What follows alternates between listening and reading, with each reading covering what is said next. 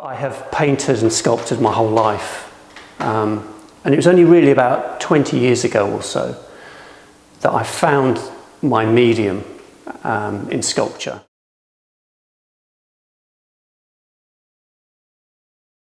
And I actually found a location at home that I could actually carve my sculptures. One of the issues with sculpture is it's very messy when you're doing carving. So you need a facility in which you can really make a mess, constantly covered in dust. And now I've got a studio at the bottom of the garden that I can actually work in, and I've been there now for 20 years or so.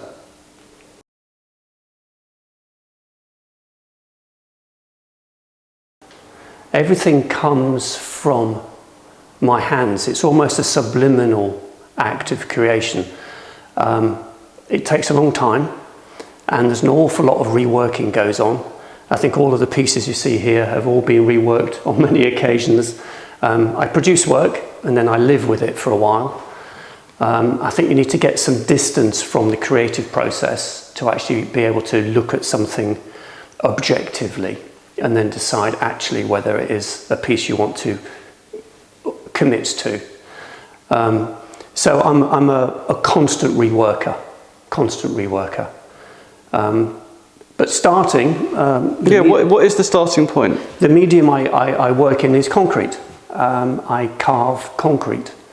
And the whole process is very laborious, it's very slow, it's very messy.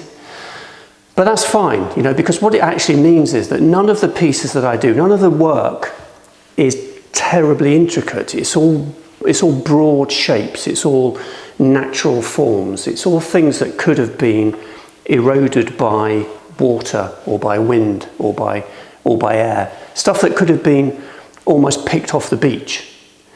Things that have a natural affinity with nature. It's something which is really important to me, that they're not too detailed or too precise. It's a broad shape, it's a form, it's a connection to humanity, really. I happened to be doing some building work at home, and I had some concrete blocks left over. And I had appreciated how easy they were to actually cut. So I thought I'd have a go and just see what I could produce with them. So I don't use any power tools, mainly because it makes far too much mess, but also you can't control what you're doing sufficiently. So I use a lot of sandpaper, an awful lot of files and filing, and get to a point where actually things are then plastered and then painted and then gilded and then aged with patinas, and then, like these pieces here, they then are cast in bronze. So that concrete medium that I started working in, I've never actually deviated from, because it suits me perfectly. Sandpapering away, that must be an incredible amount of the actual physical work involved in doing it. Must take an incredible amount of time. It is laborious. It is indeed laborious. And I do have a large collection of different grades of sandpaper. But it's the only way you can get the finish. It's the only way that you can actually get the subtleties of the shaping. Yeah. If you go with a power tool, you know, before you know it, you've ground your way through the concrete. Yeah. I have tried it, and I've decided that it's just not for me. It's just not the way I work. I'm a compulsive reworker, but I get to a point where I think the form works in a particular orientation for me. Yeah. And at that point, I will stop, and I'll paint and gild and patina and all the rest of it, and I will live with it for a while. And then it's not uncommon for me to go, do you know what? That needs to be consigned to the bin, or that one needs to be consigned to the reuse box, or actually, maybe it needs to go the other way up, or maybe it needs to be a two-parter, whereby two pieces that were never intended, never carved together, actually fit beautifully together. And it's the form of the shape of the space between the sculptures becomes as important as the sculptures. I brought this along as an example of a piece which I'm currently working on. So it's not finished, and it's something which Well, you can see by the way I'm actually handling it now, there's a constant assessment of what something looks and feels like from different angles. This particular piece has been reworked a couple of times. And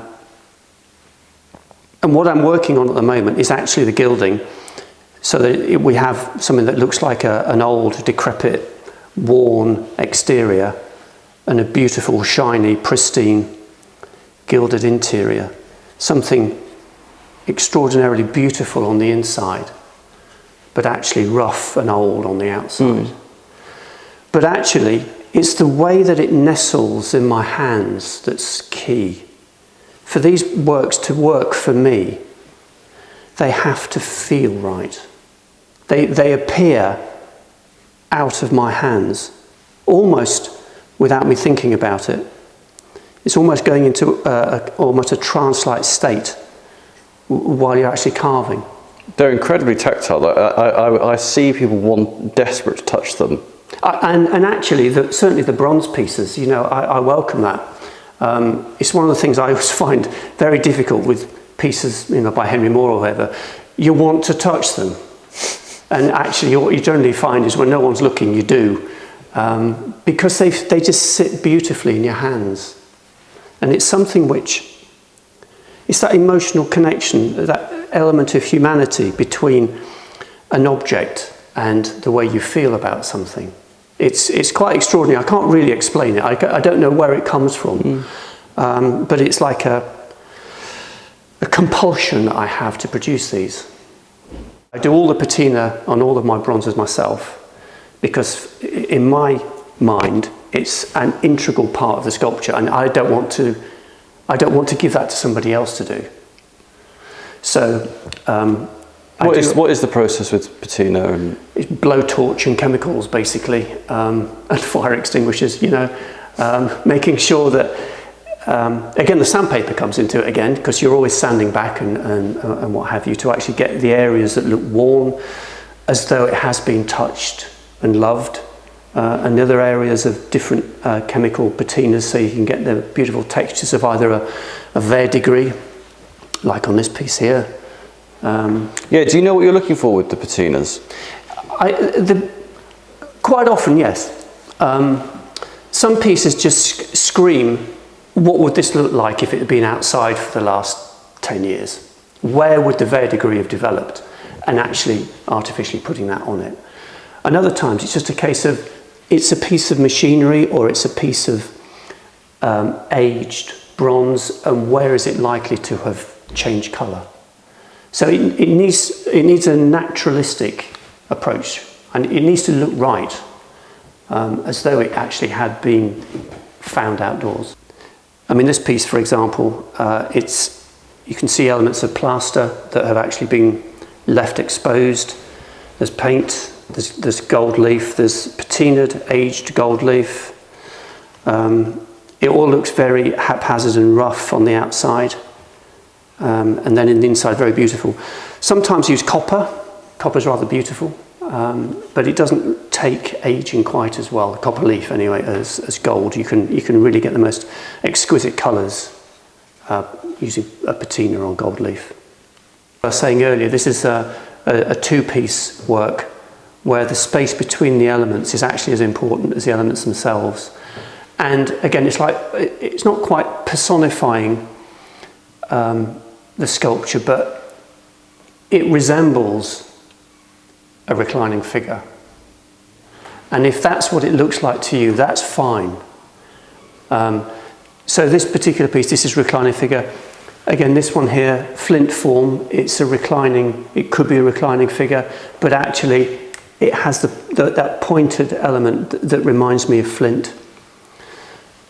The piece at the front, it looks like a person who's actually reclining, who's relaxing, is possibly a woman. It's not prescriptive. These are objects that have been created, and what you see in them is as relevant and as important to you as what I see in them. Again, this is another standing flint form. It's a piece which you could find on the beach. It's a piece which could have been worn by the sea. They do have a lovely natural feel to them. Yeah, I think it's something which you could easily live with. It's not demanding anything. It would just live with you. Yeah, is there something you hope that people, when people look at them, that they would take away from the works themselves? I'd like to feel, certainly when I look at sculpture that connects with me, not my own work obviously, but other people's, there's an intangible connection which just is inexplicable. I don't know what it is. In the same way when some paintings and some other pieces of art just connect with you as soon as you see it. And I've had this experience, a recent show that I had, where two people actually walked in on the opening night and just saw a piece and headed straight to it and said, I want that piece. It immediately chimed with them. And I have no idea why. I don't know what they saw in that particular work. Really interesting, really interesting. It's a guttural thing. It's something which sits deep within us all, I think, if we actually allow ourselves to connect with that.